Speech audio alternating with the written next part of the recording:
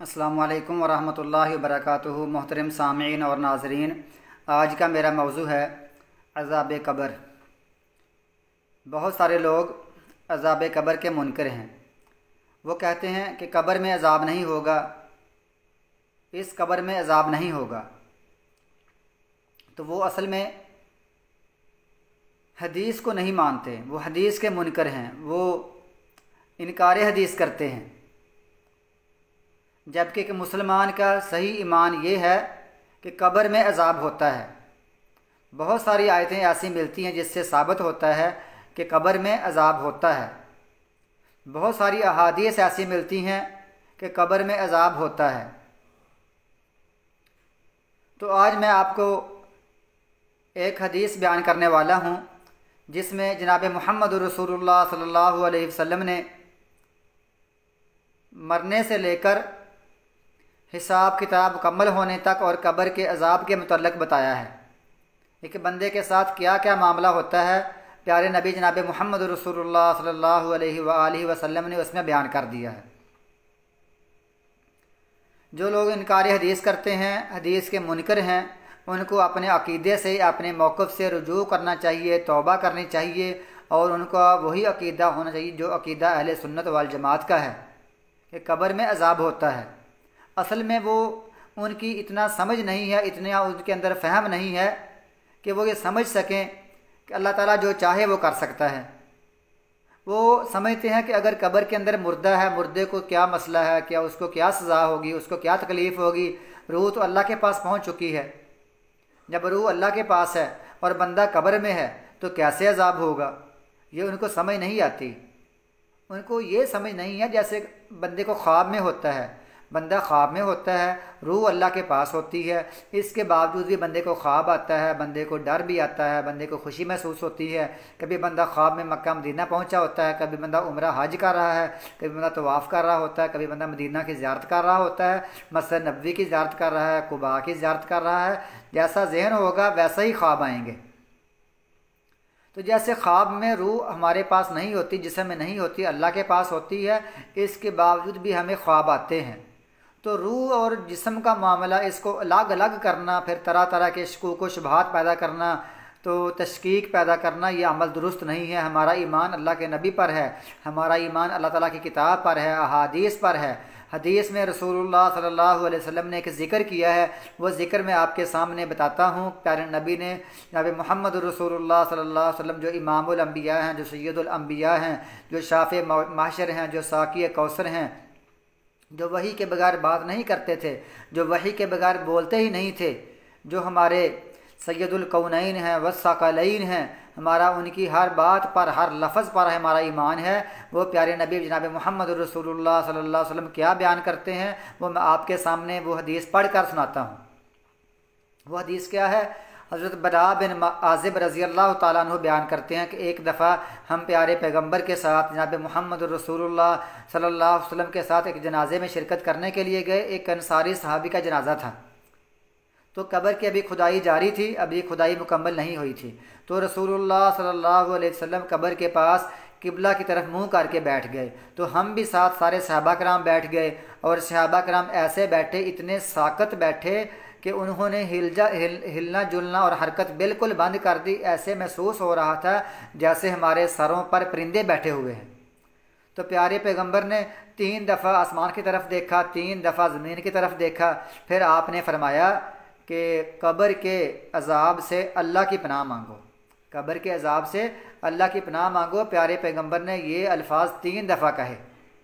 फिर आपने फरमाया, एक बंदा मोमिन, जो बंदा मोमिन होता है, जो बंदा मुसलमान होता है, उसकी जब रूह कब्ज़ कर ली जाती, यानी जब रूह कब्ज़ होनी होती है तो उसके साथ ये मामला होता है कि जब उसका दुनिया का मामला ख़त्म हो रहा होता है, उसने आखिरत की तरफ जाना होता है, उसका आगे का सिलसिला शुरू होने वाला है, दुनिया वाला उसका मुनक़ते हो रहा है, दुनिया से वो कट रहा है, दुनिया से वो ख़त्म हो रहा है, दुनिया से वो फौत हो रहा है, दुनिया से उसका इंतकाल हो रहा है, दुनिया से वो अलग हो रहा है।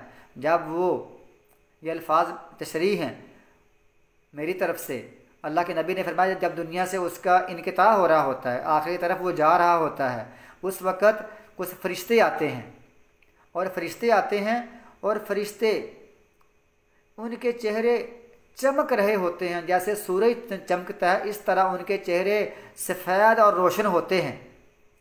तो उनके पास जन्नत के लिबास होते हैं, जन्नत के कफन होते हैं, और उनके पास जन्नत की खुशबू हनूत होती है। हनूत का माना खुशबू, उनके पास जन्नत की खुशबू होती है और उनके पास जन्नत के लिबास होते हैं। वो सारे फरिश्ते उस मरने वाले की जहाँ तक निगाह पहुँचती है, जहाँ तक नज़र उनकी पहुँचती है उस मुर्दे की, वहाँ तक फरिश्ते बैठ जाते हैं। अब जहाँ तक निगाह पहुँचती है वो तो मुर्दे को पता है उस वक़्त कि मेरी निगाह कहाँ तक जा रही है, वहाँ तक वो फरिश्ते उसके सामने बैठे होते हैं। जब बैठे होते हैं उस वक़्त मलकुल मौत आता है, मौत का फरिश्ता, उसका नाम है मलकुल मौत। हम उसको कहते हैं इज़राइल। इज़राइल हम अपने अल्फाज में कहते हैं, सही हदीस से साबित नहीं है, उसका नाम है मलकुल मौत, मौत का फरिश्ता। अल्लाह ताला फरमाता है सूरह सजदा में, कुल यतवफ़्फ़ाकुम मलकुल मौतिल्लज़ी वुक्किला बिकुम, कह दो तुमको मलकुल मौत, मौत का फरिश्ता ही तुमको फौत करता है, जिसकी ड्यूटी ही तुम्हारे साथ है।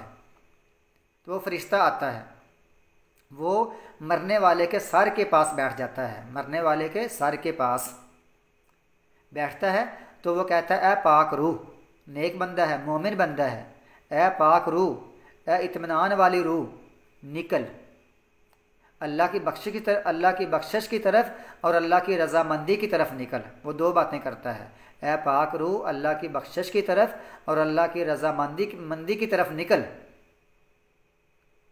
तो प्यारे नबी ने फरमाया वो रूह इस तरह निकलती है जिस तरह किसी मश्क से, किसी मिशकीज़े से, किसी बर्तन से कोई पानी का कतरा निकलता है, इस तरह सुकून के साथ वो रूह निकलती है। तो मलकुल मौत उसको पकड़ लेता है। जब पकड़ता है उसी वक़्त एक लम्हे के अंदर अंदर फ़ौरन जो फरिश्ते बैठे होते हैं वो मलकुल मौत के हाथ में वो रूह रहने नहीं देते, उसको फ़ौरन पकड़ लेते हैं। उसके फरमाबरदार हैं, उसको फ़ौरन पकड़ लेते हैं। पकड़ लेते हैं, जब पकड़ते हैं तो उसी वक़्त ज़मीन व आसमान के अंदर जितने फरिश्ते हैं, ज़मीन से लेकर आसमान तक जितने फरिश्ते हैं, उस रूह पर, उस बंदा मोमिन पर दरूद पढ़ते हैं। दरूद क्या होता है? यानी रहमत की दुआ करते हैं। इसको हम दरूद कहते हैं, अपनी ज़बान में रहमत की दुआ करते हैं। दरूद पढ़ते हैं ज़मीन व आसमान के अंदर जितने फरिश्ते हैं, और ज़मीन और आसमान से ऊपर, अंदर आसमान से ऊपर जितने फरिश्ते हैं वो भी उसके लिए दरूद पढ़ते हैं। और आसमान के दरवाज़े उसके लिए खोल दिए जाते हैं, यानी आसमान के दरवाज़े उसके लिए खोले जाते हैं। हर दरवाज़े वाला फरिश्ता, दरवाज़े खुले होते हैं आसमान के। अल्लाह फरमाता है ना सूरह नबा में, फुतिहत अस्समाउ फकानत अबवाबा, आसमान के दरवाज़े हैं, दरवाज़े उसके लिए खुल जाते हैं। और हर फरिश्ता अल्लाह ताला से दुआ करता है, या अल्लाह इसको मेरी तरफ से, इसको मेरी तरफ से, इसको मेरे वाले दरवाज़े से, इसको ऊपर आसमान की तरफ लेकर जा, या अल्लाह इसको मेरी तरफ से लेकर जा। तो इस वक़्त रसूलुल्लाह सल्लल्लाहु अलैहि वसल्लम ने ये आयत पढ़ी, तवफ़्फ़तहु रुसुलुना वहुम ला युफ़र्रितून, कि उसको हमारे भेजे हुए फ़ौत करते हैं और वो सुस्ती कुताही नहीं करते। यानी वो फरिश्ता फ़ौत करता है, मलकुल मौत फ़ौरन ही फरिश्ते उसको पकड़ लेते हैं, कुताही उसमें नहीं करते हैं। तो वो जो फरिश्ते हैं उसको जन्नती लिबास में फ़ौरन उसको लपेट लेते हैं, जन्नती लिबास में उसको खुशबुएँ लगाते हैं और उसको लपेट लेते हैं और उसको ऊपर की तरफ लेकर जाते हैं। और जो रूह के अंदर वो जो खुशबू आ रही होती है उसका एक हल्का सा झोंका, एक सेकंड की खुशबू, दुनिया की सबसे बेहतरीन कस्तूरी से भी उसकी खुशबू बेहतर होती है। तो फरिश्ते जब उसको ऊपर लेकर जा रहे होते हैं तो वहाँ फरिश्तों की जिस जमात के पास से भी गुजरते हैं तो वो कहते हैं कि पाक रूह किसकी है। जिस जमात के भी फरिश्तों के दरवाजे, यानी आसमान के दरवाजे होते हैं, फरिश्तों की टीमें हैं, फरिश्तों की जमातें हैं, जिस ग्रोह के पास से भी गुजरते हैं वो पूछते हैं ये किसकी रूह है। तो उस बंदे की दुनिया में जितने भी अच्छे अच्छे नाम होते हैं, उस बंदे के, नेक बंदे के जितने अच्छे नाम होते हैं, जो सबसे अच्छा नाम होता है, उस नाम से ये फरिश्ते कहते हैं ये फ़लाँ बिन फ़लाँ की रूह है, ये फ़लाँ बिन फ़लाँ की रूह है, फ़लाँ इसका बाप है, ये उसकी रूह है। वो औरत भी हो सकती है, औरत के नाम पर भी हो सकता है, लेकिन रूह के बारे में वो कहते हैं ये फ़लाँ बिन फ़लाँ की रूह है। तो जब वो फरिश्ते वहाँ पहुँचते हैं दुनिया वाले आसमान तक तो दरवाज़े खुल जाते हैं, दरवाज़े उनके लिए खुल जाते हैं, तो आसमान के जो सबसे अल्लाह के मुकर्रब फरिश्ते हैं, अल्लाह के ख़ास चुनिंदा स्पेशल जो चुने हुए फरिश्ते हैं, अल्लाह के मुकर्रब फरिश्ते हैं, वो आसमान से इसको लेकर आगे अल्लाह के आगे चले जाते हैं, चलते रहते हैं। वो इसका इस्तकबाल पहले करते हैं, फिर इनको बड़ी इज़्ज़त के साथ, बड़े एहतराम के साथ इसका पहले इस्तकबाल करते हैं, फिर इनको आगे अलविदा करते हैं। उनका अलविदा करना और उनका इस्तकबाल करना बड़ा ही अजीम होता है। और जब ये रूह 7वें आसमान तक पहुँचती है, अल्लाह ताला फरमाता है मेरे इस बंदे का अमाल नामा इल्लियीन में लिख दिया जाए। इस रूह का, इस बंदे का अमाल नामा, नेक अमाल इसके इल्लियीन में, इल्लियून में लिख दिए जाएं। फिर प्यारे नबी ने ये आयत पढ़ी थी, वमा अदराका मा इल्लियून किताबुम मरकूम यशहदुहुल मुकर्रबून। और आपको किसने बताया है कि वह इल्लियीन क्या है? वो एक किताब है लिखी हुई, जिसका फरिश्ते मुशाहदा करते रहते हैं। अल्लाह के मुकर्रब जो फरिश्ते हैं उसका मुशाहदा करते रहते हैं, उसको देखते रहते हैं, उसका फिर रूह का नामा अमाल वहाँ इल्लियीन में, 7वें आसमान के पास इल्लियीन में लिख दिया जाता है। अल्लाह ताला फरमाता है अब इस रूह को वापस लौटा दो। अब फिर वो रूह वापस आती है ज़मीन में। उस वक्त जब मुर्दे को दफना दिया जाता है, उस वक्त रूह वहाँ पहुँचती है। अल्लाह ताला फरमाता है मैंने वादा किया था कि मिनहा खलकनाकुम व फीहा नुईदुकुम व मिनहा नुखरिजुकुम तारतन उखरा। ये सूरह तौहा की आयत है कि इसी से हमने इसको पैदा किया। मिनहा खलकनाकुम व फीहा नुईदुकुम, इसी में हम इसको लुटाएंगे यानी मारकर दफन करेंगे। व मिनहा नुखरिजुकुम तारतन उखरा, इसी में हम तुमको दोबारा उठाएंगे, खड़ा करेंगे, निकालेंगे। तो ये वहाँ इसकी रूह फिर वापस जिस्म में पहुँच जाती है। और जिस्म में पहुंचकर दफनाने के बाद इसके अजीज़ो कारब की दफनाने के वक़्त जब दफना दिया जाता है, तो जो पाँवों की आहट है, लोग वहाँ खड़े होते हैं, चल फिर रहे होते हैं, तो जो इंसानों के पाँवों के जूतों की आहट है ये बंदा सुन रहा होता है। जब सुन ही रहा होता है उसी वक़्त 2 सख्त तरीन फरिश्ते आते हैं, सख्त डांट डपट करने वाले, सख्त लहजे वाले। शक बंदा मोमिन है, लेकिन जो सवाल जवाब करने वाले हैं वो बड़े ही सख्ती से सवाल करते हैं। उनका लहजा इतना करख्त है, इतना लहजा उनका इतना सख्त है कि वो डरावने, मतलब डर आता है उनकी आवाज़ सुनकर। वो पहले तो डांट डपट करते हैं, फिर उसको बिठाकर सवाल करते हैं और पूछते हैं मर रब्बू का, तेरा रब कौन है? मा दीनू का, तेरा दीन क्या है? मन नबीयू का, तेरा नबी कौन सा है? तेरा परवरदिगार कौन है? तो बंदा कहता है मेरा परवरदिगार अल्लाह ताला है। फिर वो कहते हैं तेरा दीन क्या है? वो कहता है मेरा दीन इस्लाम है। फिर ये फरिश्ते कहते हैं वो कौन है जो तुम में भेजा गया था, जो तुम में भेजे गए थे वो कौन से हैं, वो कौन आदमी है, उनका नाम क्या है? तो वो आदमी कहता है वो अल्लाह के रसूल थे, वो अल्लाह के रसूल हैं जो हम में भेजे गए थे। फिर फरिश्ते कहते हैं तेरा अमल कैसा था? फिर अमल के बारे में पूछते हैं। तो वो बंदा कहता है मैंने अल्लाह की किताब को पढ़ा। ये बात बड़ी काबिल गौर है। वो कहता है मैंने अल्लाह की किताब को पढ़ा, उस पर अमल किया और उसकी तस्दीक करता रहा। वो 3 बातें करता है। वो कहता है तेरा अमल कैसा है? वो कहता है मैंने अल्लाह की किताब को पढ़ा, पढ़कर उस पर अमल किया और उसकी तस्दीक करता रहा।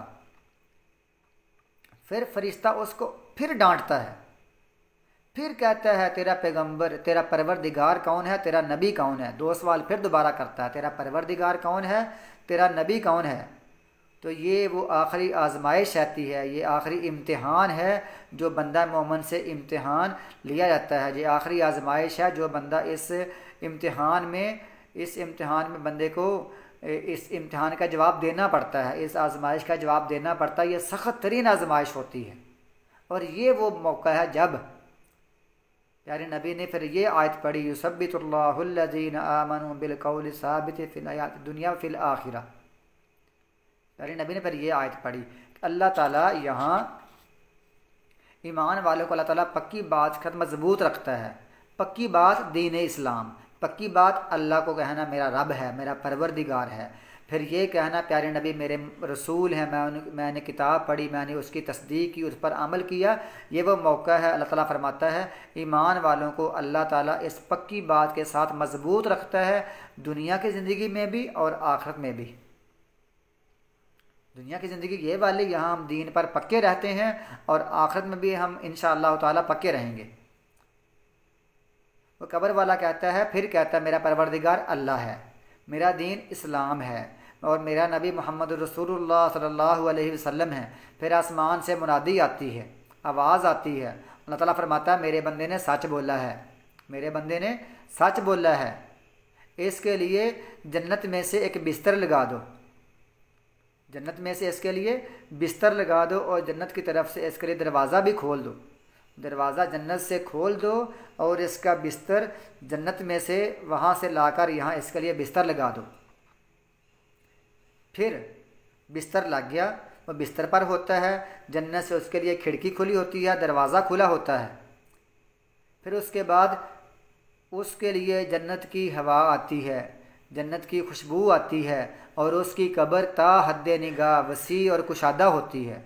जन्नत की खुशबू, जन्नत की हवा, जन्नत का लिबास और उसकी कब्र बड़ी वसी और खुली होती है।